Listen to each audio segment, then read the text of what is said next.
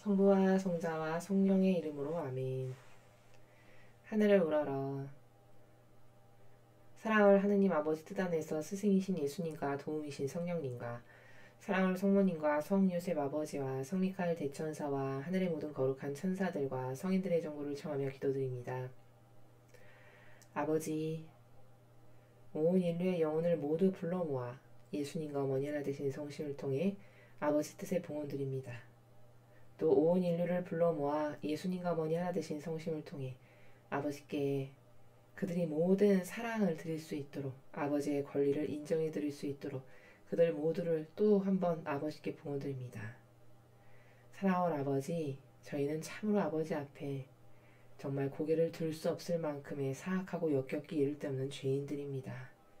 그런 저희에게 끝없는 인내와 희생으로 그 의인으로서의 아버지의 부성적인 성심의 그 나라에서 매일같이 저희를 구원하시기 위해서 저희가 멸망으로 떨어지는 것을 안타까워하시는 아버지께서 많은 은총을 끝없이 부어주고 계시는 그 아버지의 아버지다우신 그 마음에 한 번도 똑바로 된 미료와 사랑을 드리지 못했던 지난 모든 날을 회개하고 뉘우칩니다. 사랑하는 아버지, 그저 자나 깨나 앉으나 서나 아무리 작은 것을 하는 그 순간조차도 어떻게 하면 아버지를 기쁘게 해드릴까라는 그 올바른 의지와 정신의 나라에서 항상 아버지만을 위한 것을 행하는 저희가 될 수 있도록 축복하여 주시옵소서. 아멘. 성부와 성자와 성령의 이름으로 아멘.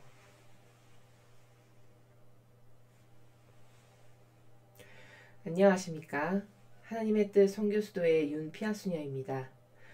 여러분, 오늘도 아버지께서는 저희를 깨닫게 하시기 위해서, 깨치게 하기 위해서 아버지의 그 다스림의 원리들을 가르쳐주고 계십니다. 오늘 아버지께서 인류에게 주신 말씀을 통해서 우리가 어떤 반향을 올바르게 해드려야 되는지, 어떤 사랑을 드려야 하는지, 무엇을 고쳐야 하는지를 한번 발견해보는 시간을 갖도록 하겠습니다.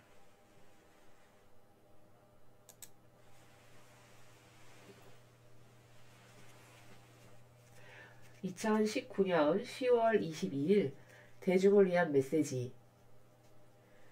저 모리는 또다시 하느님 아버지의 성심이라고 알게 된 큰 불꽃을 봅니다. 하느님 아버지께서 말씀하십니다. 자녀들아, 어젯밤 내가 사람들에게 내린 마지막 시대를 위한 축복이 얼마나 그 축복인지를 더 자세히 설명하고자 하니 잘 듣기 바란다. 이 축복은 너희가 과거에 받았던 다른 어떤 축복과도 다르다. 이 축복은 너희의 남은 지상 여정 동안 너희 마음속에 머무른다. 또한 변화에 직면할 수 있는 용기와 어떤 시련도 꿋꿋이 견뎌낼 수 있는 인내심을 준다. 이 축복은 너희가 진리의 용사가 되도록 도와준다. 내가 말하는 진리란 바로 선과 악의 차이다. 너희가 일단 이 축복을 받으면 마음과 삶이 바뀌게 된다. 너희는 모든 이에게서 좋은 점을 볼 것이며 거룩한 사랑의 사도가 될 것이다. 너희의 내면, 곧 영적인 삶은 진리에 의해 변화될 것이다. 내가 다시 한번 너희에게 말하지만 너희는 내가 이 성지에서 축복을 내릴 때 너희의 천사를 보내어 이 축복을 받을 수도 있다. 나는 바로 이 축복을 통해서 세상의 마음을 회심시킬 수 있기를 바란다.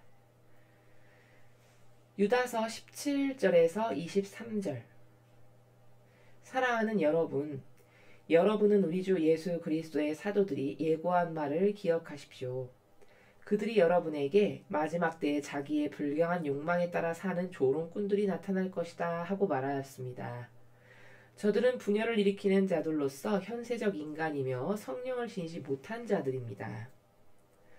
그러나 사랑하는 여러분, 여러분은 지극히 거룩한 믿음을 바탕으로 성장해 나가십시오. 성령 안에서 기도하십시오. 하나님의 사랑 안에서 자신을 지키며 영원한 생명으로 이끌어주시는 우리 주 예수 그리스도의 자비를 기다리십시오. 의심하는 이들에게 자비를 베푸십시오. 어떤 이들은 불에서 끌어내어 구해 주십시오.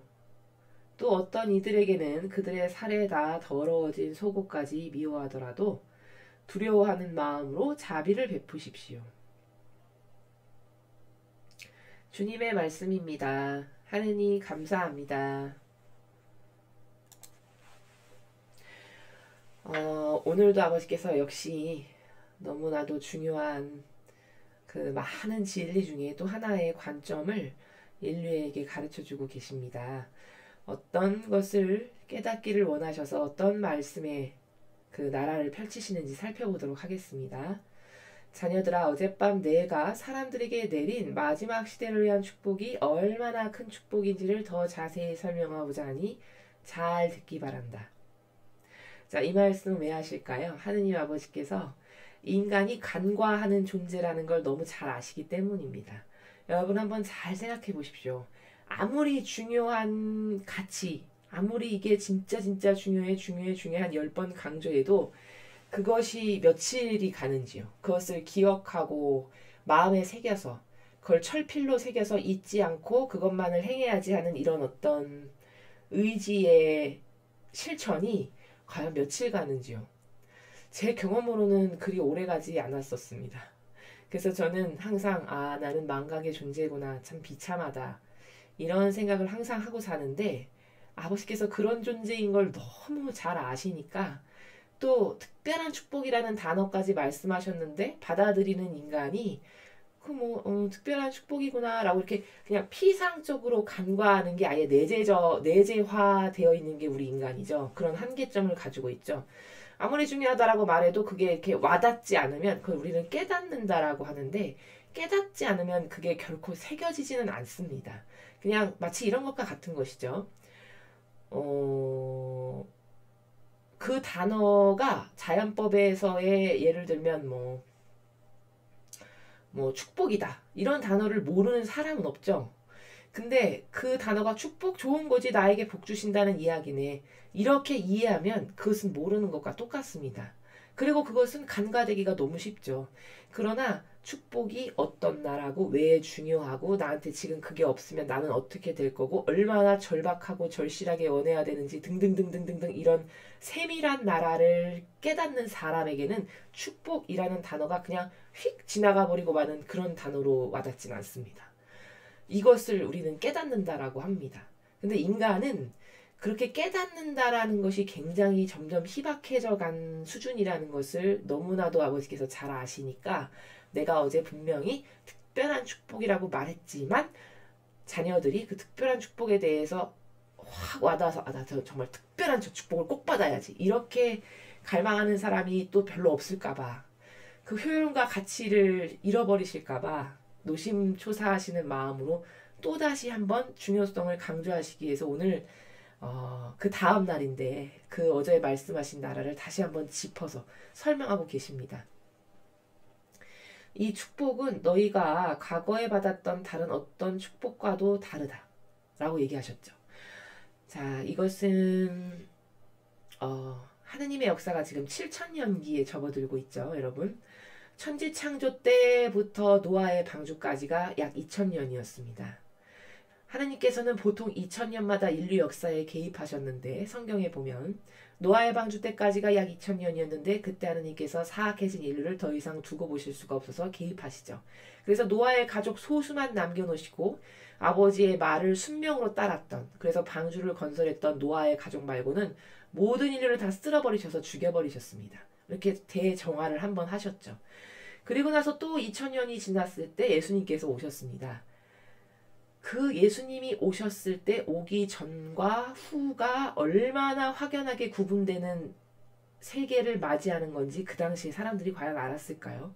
저는 몰랐을 거라고 단언합니다. 왜냐하면 예수님을 그 시대 사람들이 알아보지 못했기 때문에 십자가에 못 박았다라는 바로 그 사실 단적인 예 하나만 봐도 아마 그 시대에 예수님이 어떤 분이셨을지 안 사람들은 제자들도 성령 받은 이후에나 조금 예수님이 어떤 분이신가를 사실적으로 깨달았지 아마 거의 모든 인류의 사람이 이스라엘 백성 중에 예수님께서 지니신 그 고결한 가치와 그분의 희생과 의인으로서의 정신과 모범과 가르침과 카리스마를 이해했던 사람이 저는 거의 없을 거라고 생각합니다. 그랬기 때문에 이스라엘 사람들이 그런 반향을 했겠죠. 그토록 아버지께서 또 2000년에 한번 개입하셔서 이제 인류에게 새로운 시대, 예수님께서 오시기 전에 구약과 신약의 시대는 완전히 다른 시대죠. 차원이 확 달라지는 시대라고 할 수 있습니다. 과거에는 예수님이 오시지 않았기 때문에 배상과 보속도 이루어질 수 없었고 하느님께서 어떤 분이신지를 알 수는 더더욱 없었습니다. 왜냐하면 모범과 예표가 있어야 보고 하느님이 어떤 분이시구나 이렇게 깨달을 수 있는데 모범과 예표도 없고 보이지도 않는 하느님을 사실적으로 깨닫고 믿는다는 건 이 부족한 인간의 사고방식으로는 거의 불가능한 일이죠. 그러니까 예수님이 오시기 전과 후는 완전히 다른 정말 새로운 시대가 열리는 그 차원을 달리하는 시대였다라는 것을 아마 그 시대에 사는 사람들은 몰랐을 것이라는 겁니다. 그리고 이제 예수님이 다녀가신 지 또 2000년이 흘렀습니다. 우리는 그래서 이제 마지막 시대라고 왜 이야기하느냐면 이렇게 하느님은 2000년마다 한 번씩 개입하셨다는 게 그분의 다스림의 원리라는 것을 알 수 있기 때문에 이제 또 한 번 개입하실 때가 되었다라는 것을 우리가 알 수 있죠. 그렇기 때문에 마지막 시대라는 이름을 붙이는 것이고 하느님은 7이라는 숫자, 이 7이라는 숫자가 성경에서는 완성수입니다.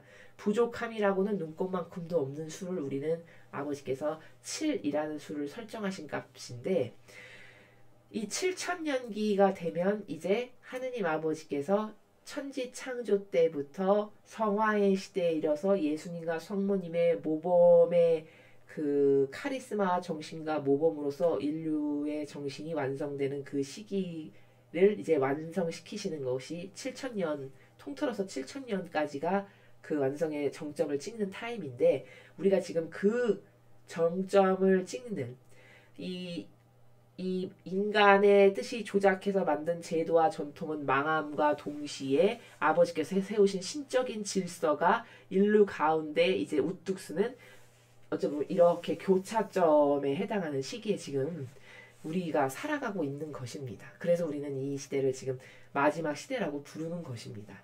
자, 그럼 여러분 잘 생각해 보십시오. 과거에 받았던 어른 축복과도 다르다라는 것은 제가 지금 이 원리를 쫙 설명해 드렸죠. 과거 노아의 방주 이전에 받았던 사람들의 축복, 그리고 예수님께서 오셨던 그 시대에 살아가던 사람들이 받았던 축복, 확연히 다른 것을 여러분 느끼실 수 있죠. 그래서 그 창조의 피아 시대에는 할례만 받으면 구원되기에 합당했었습니다. 자, 근데 이제 예수님이 오셨잖아요. 예수님이 오셨으니까 인류가 엄청난 축복을 받은 거죠. 아버지의 뜻이 무엇인지, 아버지가 어떤 분이신지, 신적인 질서가 무엇인지, 예수님의 정신과 가르침과 모범과 카리스마 때문에 천상의 나라를 더 구체적으로 알 수 있는 이런 엄청난 축복을 인류가 지금 받게 된 거죠. 과거 아브라함과 그 구약의 많은 사람들의 그 시대에 비해서. 그렇기 때문에 조건이 달라져 축복도 많이 받았으니까 인간도 그만큼 업그레이드가 되어야 하잖아요. 그렇기 때문에 이때는 할례만 받아서는 구원이 될 수가 없고 예수님이 오셨던 시대에는 이제 예수님이 그리스도이시라는 것을 믿으면 구원이 될 수 있는 이 합격점이 조금 올라가는 축복도 많아졌으니까 그거에 해당하는 반향도 당연히 올라가야 되겠죠. 그래서 인류에게 제시하셨던 구원의 기준이 약간 상승돼서 이제 예수님이 그리스도이시라고 메시아라고 믿는 사람은 구원되기에 합당한 이런 자격 조건으로 좀 상승하게 됩니다. 자, 이렇게 지금 시대에 따라서 아버지 다스림의 때에 따라서 아버지께서 인류에게 쏟아 부으시는 은총의 축복이 아주 다르다라는 게 확연히 구분되고 그렇기 때문에 많이 받았으니까 많이 받았으면 당연히 반향을 많이 해야 되는 게 맞죠. 공정한 것이죠. 그래서 반향의 수준도 자꾸 높이셔서 지금 시대에는 어떻게 해야 구원이 가능하냐면 아버지 뜻을 행한 자라야만 구원되기에 합당하다라고 예수님께서 말씀하셨습니다. 왜 나의 주님 한다라고 해서 네가 다 하늘나라에 가는 것이 아니다. 아버지 뜻을 행한 자만이 구원되기에 합당하다라고 성경에 말씀하셨죠. 또 이런 비유로도 말씀하셨죠. 혼인잔치가 열렸는데 예복을 입지 않고 혼인 예복을 입지 않고 너는 잔치 그 상에 들어올 수 없다. 이건 무슨 뜻일까요? 혼인 예복을 입었다는 것은 하나 되어야 된다는 겁니다.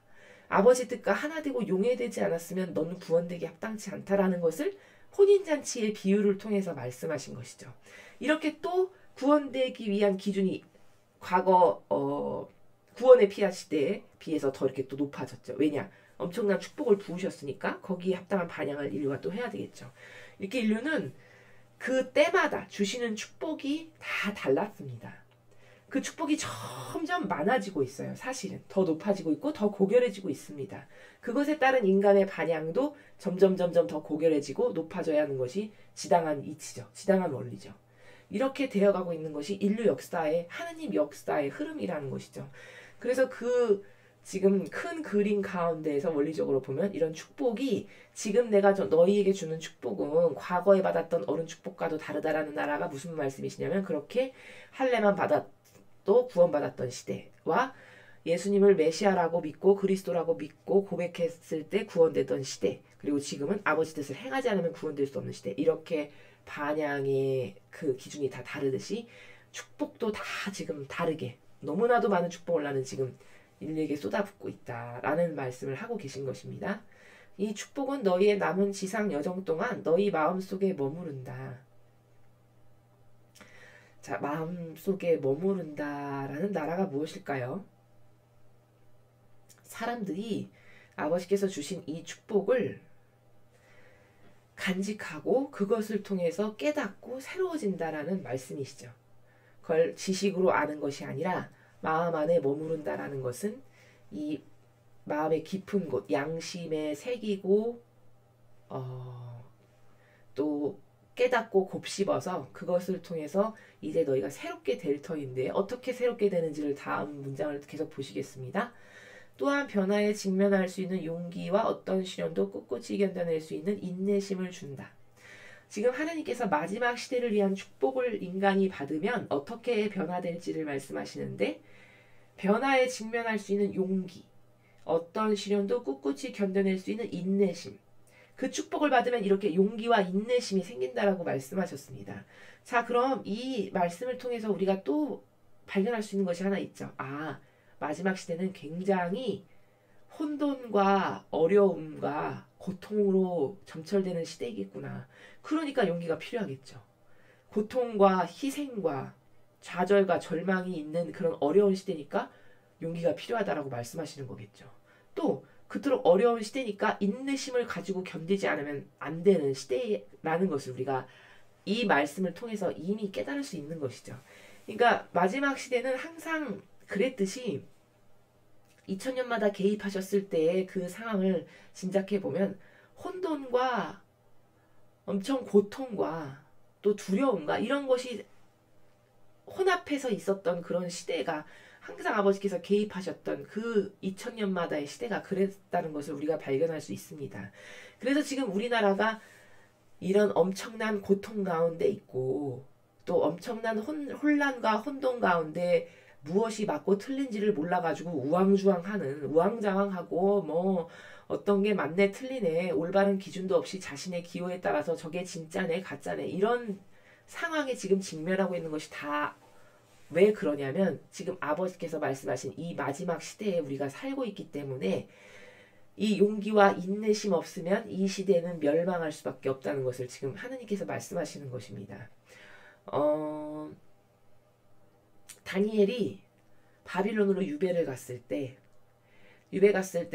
어떤 정신의 나라에서 다니엘이 살았습니까? 다니엘은 그 유배 간 나라에서 그 나라의 법을 따르지 않으면 죽임당할 게 너무나도 뻔하잖아요.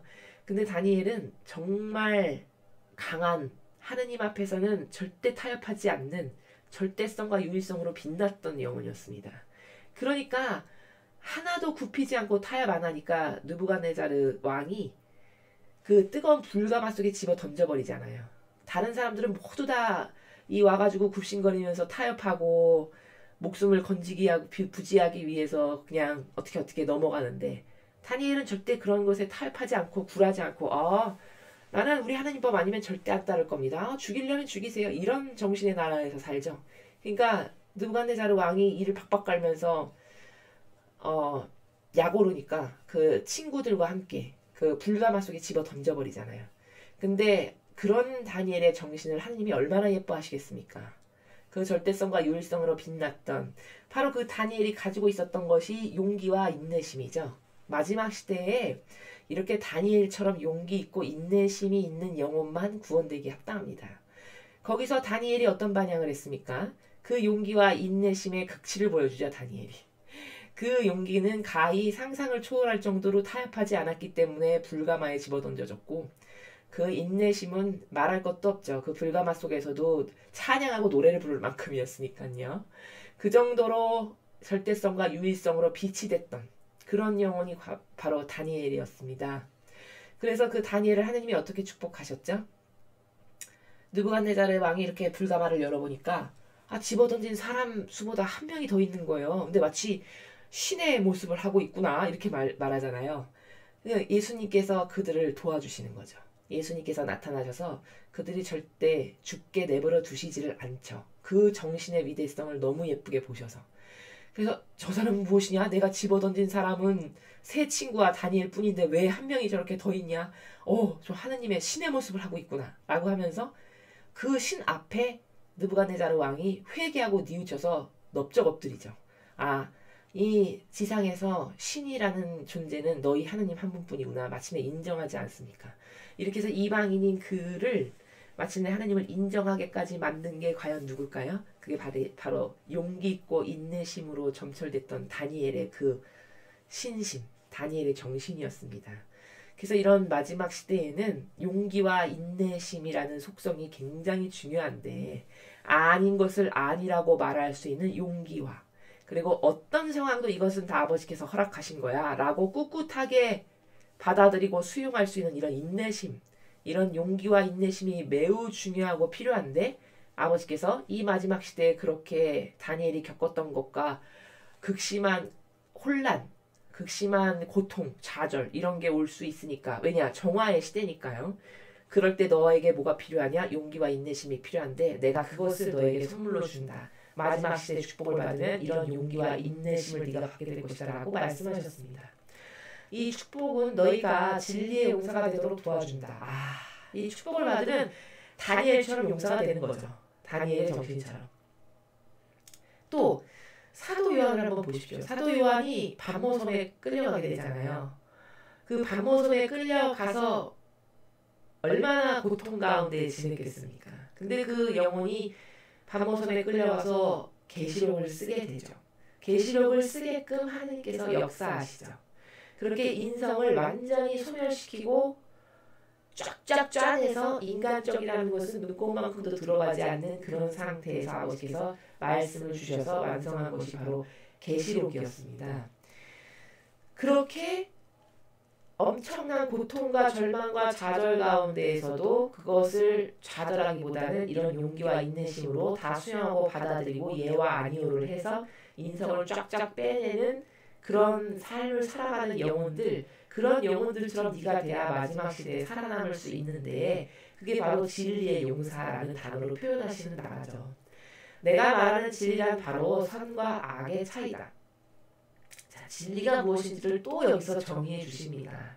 진리가 뭔지를 인류가 너무 모르니까 진리라는 건 바로 뭐냐면 선과 악의 차이를 아는 거, 선과 악이 무엇인지 그 기준이 돼주는 거, 이게 바로 진리다 라고 말씀해주고 계십니다.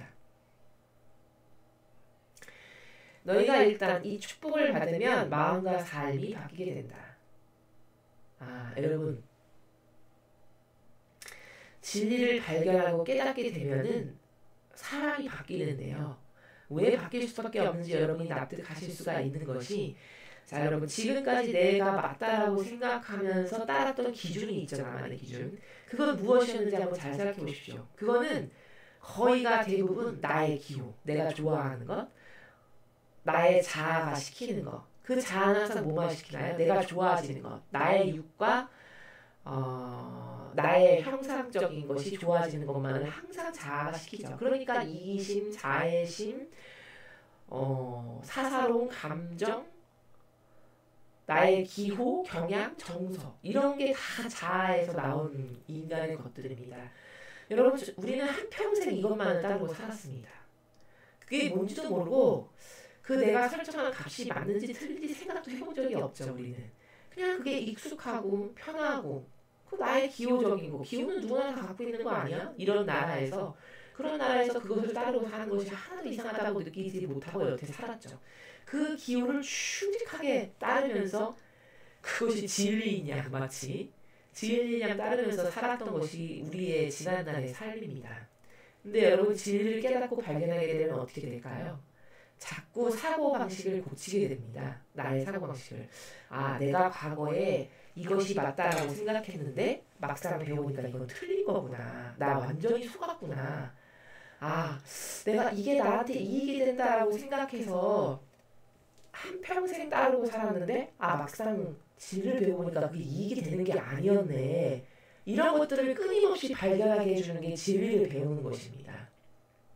그래서 나의 모순적인 사고방식의 그 허점을 자꾸 깨닫게 됩니다. 아, 나는 얼마나 모순적인 존재인가, 내 사고방식이라는 것이 얼마나 오류투성이인가, 이런 것을 계속 발견하게 해주는 것이 바로 진리를 배우면서 누리는 효용과 가치라는 것이죠. 그렇기 때문에 삶이 달라집니다. 왜냐하면 따를 기준이 달라지니까 당연히 삶이 달라지죠. 그러니까 예를 들어서 매일같이 초콜릿 한 통을 먹으면서 살았던 내가 오늘부터는 아, 이 초콜릿이 완전 나를 죽이는 거구나. 절대 먹지 말아야지 하고 내일부터 당장 끊어버렸습니다. 그럼 당연히 내 신체에 변화가 오고 내 삶의 질이 달라지는 것입니다.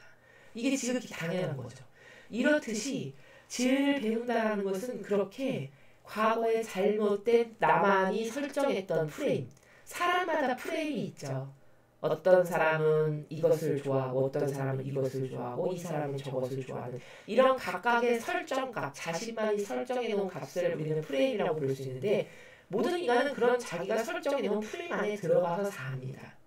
그게 무엇인지도 모르고 그게 자기가 좋아지게 하는 게 아닌데도 불구하고 익숙하다는 이유로 편안하다는 이유로 그게 내 기호라는 이유로 내 정서라는 이유로 코기 안에 들어가서 산단 말이죠.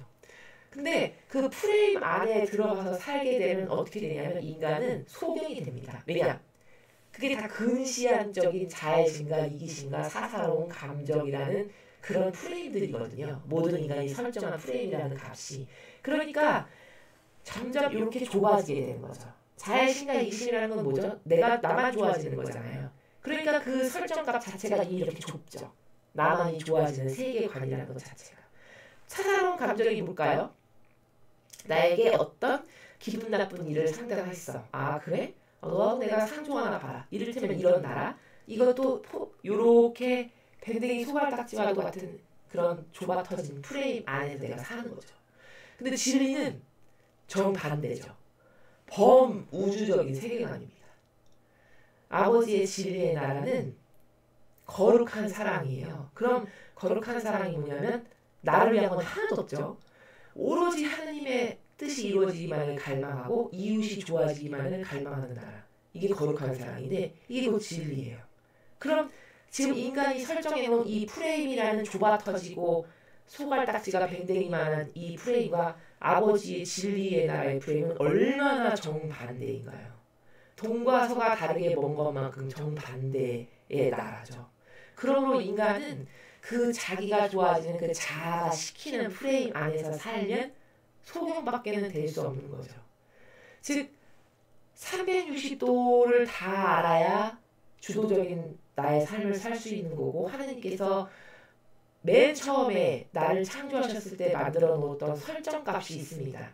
그게 본연의 나인데 내 영혼 내 영혼을 이런 모양 이런 모양으로 각기 다양성의 나라에서 각각의 영혼들을 다 창조하셨는데 그게 본연의 나라는 겁니다. 근데 그 본연의 나를 알고 내가 주도적인 삶을 살려면 360도를 다 알아서 내가 이것도 취하고 이것도 취하고 때에 따라서 이것도 취하고 이렇게 다양한 관점과 원리가 있어가지고 거기서 그때그때마다 필요한 것을 취하면서 프로세스를 짜서 그런 과학적인 방법 안에서 내 삶을 영위해 나가기를 아버지는 바라셨는데 내가 내 스스로 좁아터진 프레임을 짜는 거죠. 그게 바로 자아라는 마귀가 시키는 프레임입니다. 그래서 모든 인간은 자아가 시키는 것을 아주 충직하게 따르죠. 그게 자기가 좋아지는 것으로 착각합니다. 근데 사실은 어떻죠? 자기가 좋아지는 게 아니라 자기가 점점 더 편협한 소경과 배알딱지가 밴댕이만한 이런 인간으로 가는 지름길이 자아를 따르는 길인 거죠. 오히려 자아를 죽여버리고 없애고 거룩한 사랑, 진리를 따르게 되면 어떡하죠? 이렇게 넓은 하나님의 관점의 나라에서 360도를 다 아는 그 세계에서 살아가는 내가 되는 거죠. 그러니까 내가 좋아지는 자아를 따르는 그 세계와 하나님의 진리의 세계는 진짜 정반대입니다. 진짜 정반대고 합쳐질 수가 없는 세계예요. 이거는 성령 하나님께서 인도하시는 세계라면 이건 마귀가 인도하는 세계. 마귀가 나를 충직한 도구로 써서 내가 내 영혼이 패망하기를 바라서 넣어놓은 설정값의 프레임에 빠져서 사는 이런 나라이기 때문에 인간은 자기가 좋아지기를 그토록 갈망하지만 실제 선택해서 살아가는 것을 보면 내가 망하는 것을 선택해서 살아가고 있다는 이런 아이러니한 모순 가운데 살아가는 존재라는 것을 여러분이 진리를 배우시면 배우실수록 더 많이 깨닫고 발견하게 되시기 때문에 과거의 이런 더러운 경향을 자꾸 꺾어버리고 없애고 포기하시게 된다는 것이죠. 아, 내가 잘못 알았구나. 나 완전 속았구나. 이게 내가 좋아지는 건 줄 알았는데 내가 좋아지는 게 절대 아니네.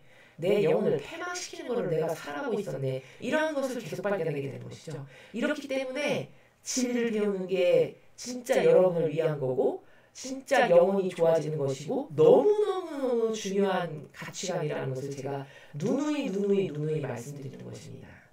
이렇게 해서 아버지의 다스림의 나라, 예수님의 고결하신 한없이 아름다우신 그 정신세계, 성모님이 지니셨던 여인으로서 어머니로서 하느님의 딸로서 이런 다중적인 세계 안에서 지니셨던 그 고결하고 한없이 아름답고 매력적이었던 그 정신세계, 이런 것을 배우는 것이 얼마나 중요하고 가치로운 일인지를 여러분이 더 많이 깨달으시고 그것을 갈망하시기를 제가 계속 권고를 드립니다. 그래서 이렇게 아버지가 마지막 시대를 위한 축복이 바로 진리를 알게 하는 건데 그걸 받으면 네가 마음과 삶이 바뀌게 된다. 어떻게 바뀌게 되는 것인지 제가 지금 설명을 드렸습니다. 너희는 모든 이에게서 좋은 점을 볼 것이며 거룩한 사랑의 사도가 될 것이다. 자, 네가 이 축복을 받게 되면은 이렇게 달라질 건데 어떻게 달라지냐? 첫 번째 마음과 삶이 바뀌게 되고 어떻게 바뀌게 될 수밖에 없는지를 제가 지금 간략하게 조금 설명을 드렸고 모든 이에게서 좋은 점을 볼 것이래요. 이거 어떻게 가능할까요? 자, 인간이 자아를 따르고 살면 어떻게 되죠? 자기한테는 관대한데 남한테는 다 야박한 기준의 잣대를 들이대죠. 그래서 예수님은 이 인간의 부족한 한계성을 뭐라고 말씀하셨냐면 네 눈에 붙은 그 개똥은 깨닫지도 못하고 남의 눈에 티를 뽑아주려고 한다라고 말씀하시잖아요. 그 정도로 인간의 그 기준의 잣대가 너무너무 다른 거죠. 나한테는 이런 고무줄의 기준의 잣대를 대고 남에게는 이런 기준의 잣대를 들이대는 이렇게 부정직한 것이 인간의 속성이라는 것이죠.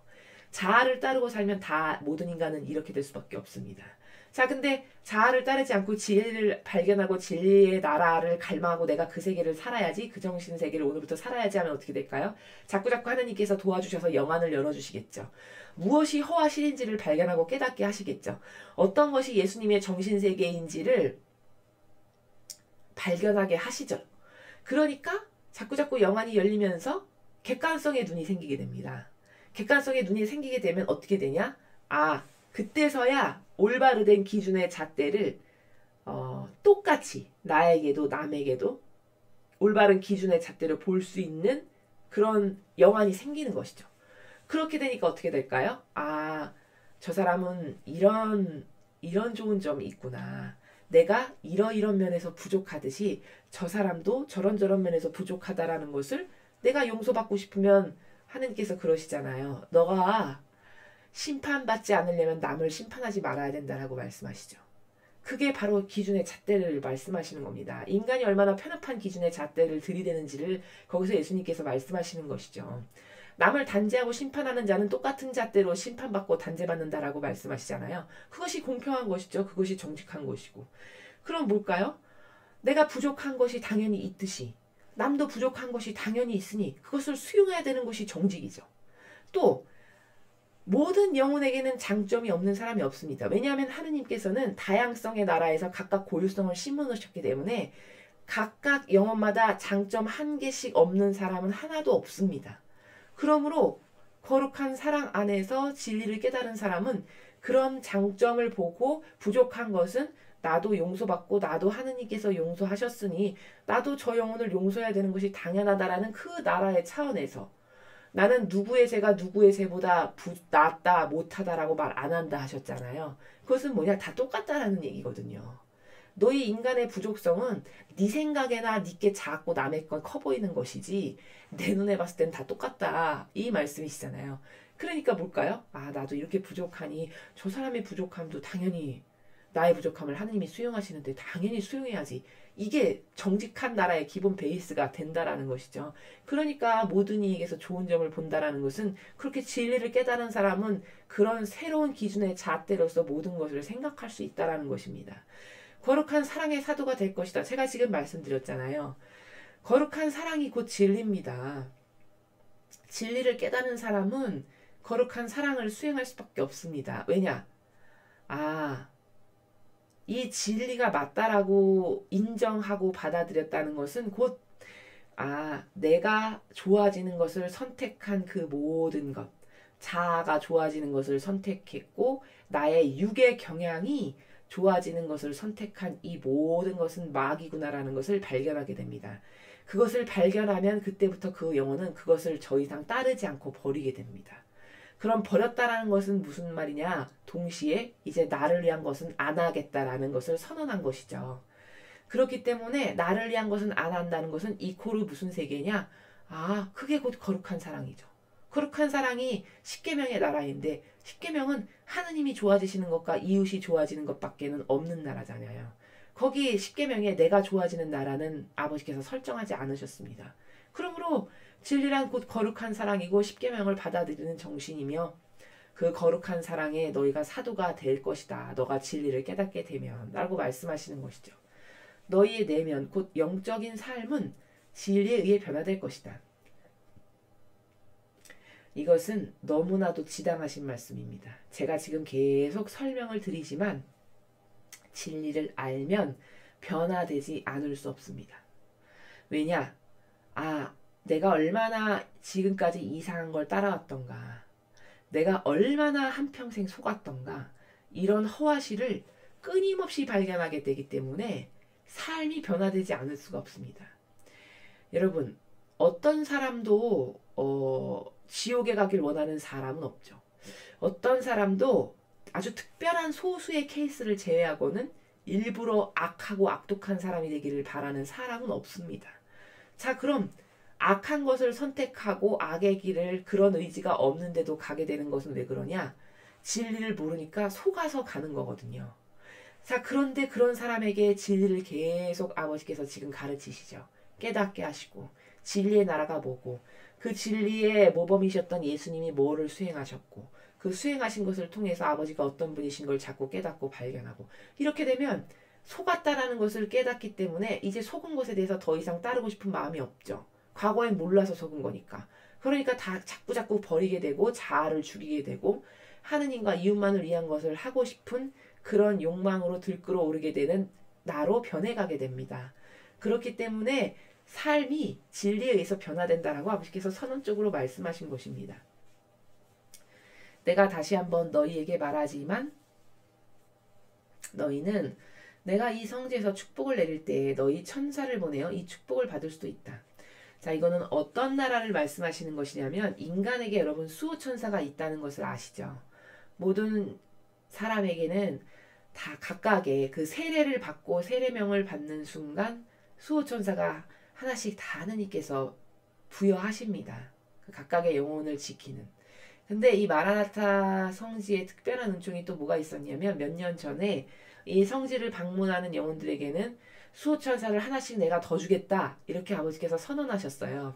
그래서 이 성지를 찾아왔던 모든 자녀들에게는 눈에는 보이지 않지만 한 명의 수호천사들이 더 있습니다.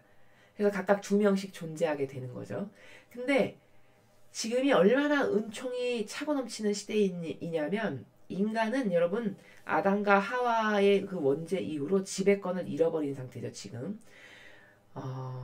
이게 무슨 말씀이냐면 예수님은 죄가 없고 신이셨기 때문에 지배권이 살아계셨습니다. 그분의 모든 말씀에 온 피조물이 다 복종할 수 있는 그런 지배권을 가지고 계셨죠.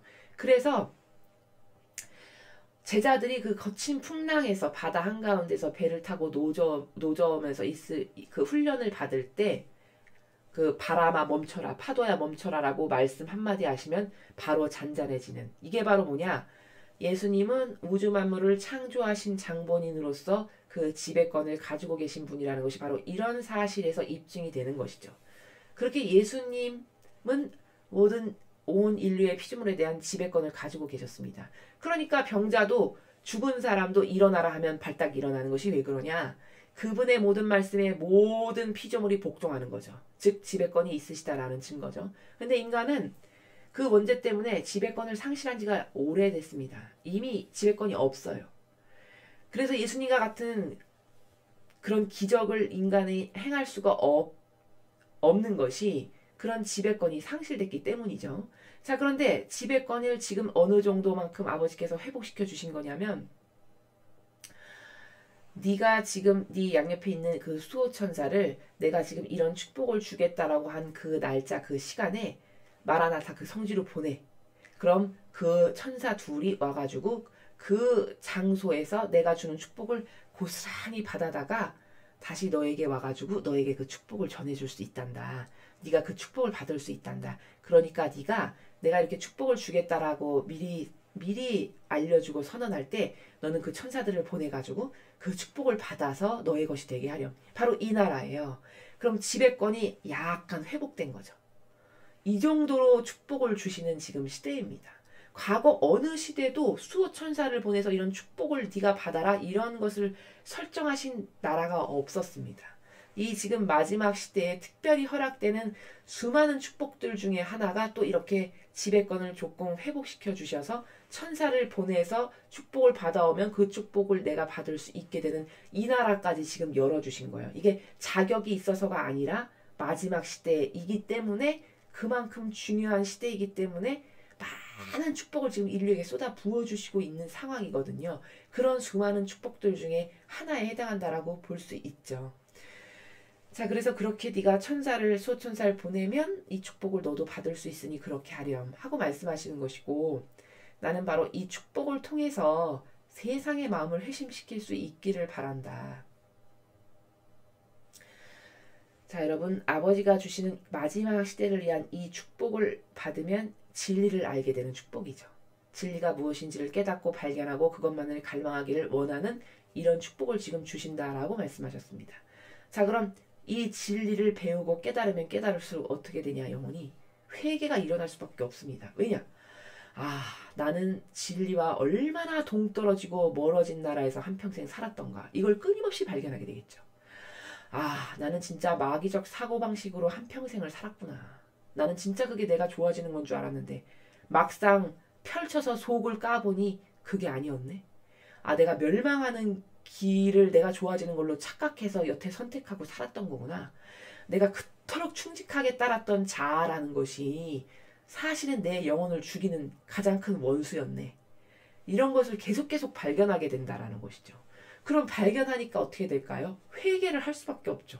아버지, 저는 아버지께서 창조하셨을 때 이런 목적과 이런 영혼이 되라고 창조하셨었는데 저는 얼마나 역겹고 사악한, 아버지께 매일같이 모욕만을 드리는 존재였던가를 매일 발견하고 있습니다. 정말 저는 이런 축복을 받기에 합당치가 않고 저주받기에 딱 좋은 영혼인데 아버지의 부성적인 그 아버지다우신 마음이 이런 역겨운 저 같은 존재에게도 끝없이 자비로운 진리의 축복을 주시네요. 이런 고백이 절로 일어날 수밖에 없는 그런 깨달음과 발견을 매일같이 한다라는 이야기죠. 그러니까 회개가 일어날 수밖에 없고 회심이 일어날 수밖에 없습니다. 그러니까 우리는 아버지의 이 말씀을 주시는 성심을 헤아려 드리는 자녀들이 된다면, 오늘 이 말씀을 듣고 무엇을 당장 실천할 수 있냐면, 첫 번째, 기도할 때 아버지, 온 인류가 회심할 수 있는 그런 은총, 회심할 쓰고 싶은 마음이 들 수 있는 은총을 주세요. 이런 기도를 당장 지금 매일 실행할 수 있고, 또 아버지의 성심을 어루만지면서 이해를 해드린다면,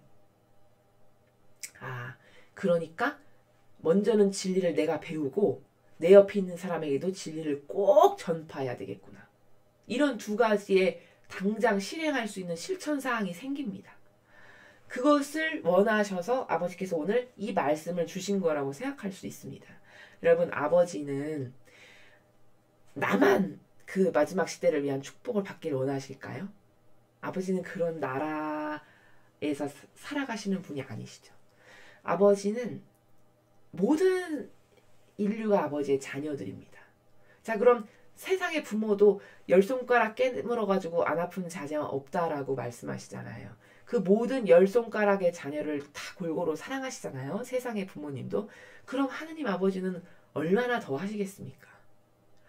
처참하게 살아가는 인류를 보면서 너무 가슴이 아프신 거예요. 그러니까 걔네들도 진리를 좀 제발 깨닫고 발견하고 알아서 제발 회심을 해서 나에게 돌아왔으면, 내가 이토록 많은 풍요를 지니고 있어서 주고 싶은데 회개를 하지 않고 돌아오질 않으니 줄 수가 없다는, 이게 아버지의 고통이시거든요. 그러니 그 고통을 헤아려 드리고 그 마음을 더 많이 이해해 드리고 사랑을 드리는 자녀라면 당장 우리는 뭘 해야 될까요? 기도할 때 오늘부터는 당장 아버지, 온 인류가 회심할 수 있는 은총을 주세요. 회심하고 싶은 마음이 들 수 있는 은총을 주세요. 두 번째, 그렇게 회심을 하려면 진리를 알아야 되니까 제가 진리를 깨달을 수 있는 특별한 은총을 주시고, 제 옆에 있는 가족, 제가 사랑하는 이들, 그리고 제가 진리를 이렇게 전파하고 전하는 그런 영혼이 될 수 있도록 아버지 축복해 주세요. 그럼 아버지가 얼마나 기뻐하시겠습니까? 이런 영혼이 되기를 바라셔서 오늘도 이렇게 구구절절히 자세한 나라에서 말씀을 주고 계신다라는 사실을 우리가 이해해야 합니다.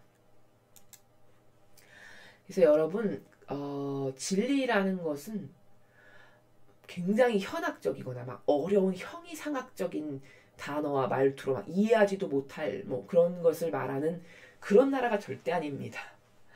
여러분, 성경에서 예수님께서 말씀하신 것을 보면 이해 못할 단어, 나라는 단 하나도 없습니다. 그걸 막 일부러 현학적인 단어와 어려운, 마치 세상의 철학자가 알아듣지도 못할 그런 단어와 세계에서 말하듯이, 진리라는 것은 그런 나라 자체가, 설정값 자체가 그런 게 아닙니다. 하나님께서 알아듣지도 못할 어려운 말씀을 왜 남기시겠습니까? 인류를 그토록 사랑하시는데. 하나님은 악에서도 선을 이끄시는 분이세요. 인간은 그럴 능력 자체가 존재하지 않지만 하나님은 수많은 악한 것 가운데서도 선을 이끌어내실 만큼 알파요 오메가며 그 모든 근원의 아버지이시기 때문에 모든 것을 창조하시고 새롭게 하시는 것의 그 주권자이시기 때문에 그런 악에서도 선을 이끌어내는 게 가능하신 분이십니다. 오히려 어떤 때는 악을 더 허용하세요. 그걸 통해서 깨닫고 발견하게 해야 될 게 있어서. 그런 수많은 효용과 가치를 자유자재로 하시는 분이시거든요. 아니, 그런 분께서 깨닫지도 못하고 알아듣지도 못하고 이해할 수도 없는 그런 진리를 말씀하실 리가 없죠. 수많은 효용과 가치를 이끌어내시는 게 늘 아버지의 목표신데, 그렇기 때문에 진리는 배우기가 어렵다거나 알아듣기가 어렵다거나 현학적이거나 똑똑한 지식 있는 자만 배워야 하는 그런 나라 자체가 아닙니다. 진리는 사람의 수준에 따라 초등학생에게도 초등학생이 알아들을 수 있는 단어로 설명하면 얼마든지 이해하고 반영할 수 있는, 그게 바로 진리의 세계입니다. 그러므로 여러분, 매일같이 주시는 말씀을 통해서 하나하나 진리를 발견하시고 깨달으셔서 객관화의 작업을 거쳐서 나는 하느님이 주신 진리와 얼마나 사고방식이 다른가, 나는 지금까지 속았구나, 내가 옳다고 생각했던 이러이런 것들이 진리에 반하니까 다 가짜였고 잘못된 기준으로 내가 뭘 분별하고 살았구나 라는 것을 끊임없이 발견하는 것을 기쁨으로 여기시기 바랍니다. 그래서 정신의 차원을 더 높이셔서 그 높은 정신의 차원에서 살아가시는 것을 정말 기쁨으로 여기시는, 그래서 예수님과 성모님을 닮으시는 것을 정말 영예로 여기시는 그런 모든 분들이 되시기를 오늘도 아버지 뜻 안에서 축복드립니다. 그럼 2019년 10월 22일 대중을 위한 메시지 해설을 마치겠습니다. 감사합니다.